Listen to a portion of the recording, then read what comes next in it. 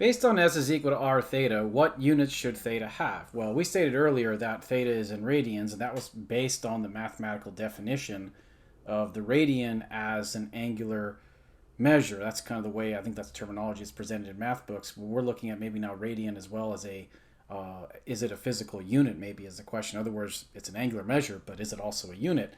And it turns out the SI organization system acknowledges the radian as a derived unit. So we can actually say that it's a unit. But the reason I have this question here is because maybe it's got some weirdness to it. Because like, if I think about, let me rewrite this equation, S is equal to R theta. And if I kind of think about like, well, what dimensions are we representing here, right? S is an arc length, so it's a length. Guess what? R is, let me just do it this way.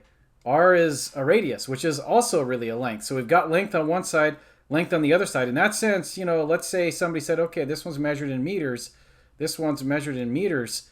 Does radians really contribute at all to the way that the dimensions and or the units balance in this equation? And as you can see, if somebody just said, well, couldn't theta just be a pure number? The answer is yeah, it could. In terms of physical units, everything would balance that way. So why do we even need radians? So maybe one way of stating that is the unit balancing based on the equation, and without necessarily thinking about the geometry and all the definitions that that entails, theta doesn't have to have any units at all. How does that make any sense? Well, so again, the answer says it looks like no units, but the SI system defines a radian unit to be dimensionless.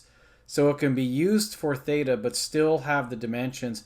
In other words, this one, again, I'll put the label here of dimensionless. It's optional is another way of thinking about it. I can use radians if I want to, and I can make it disappear anytime that I like. And that's kind of something that makes it special. And I mentioned earlier, because like other units like meter, you can convert to a centimeter, and that's fine. Radians is a unit defined by SI. Degrees and other angular units that are out there, or angular measures that are out there, are not really defined. So when you convert from like radians to degrees, I always say you're not really doing a unit conversion. You're really kind of switching definitions on how you choose to express angular measure.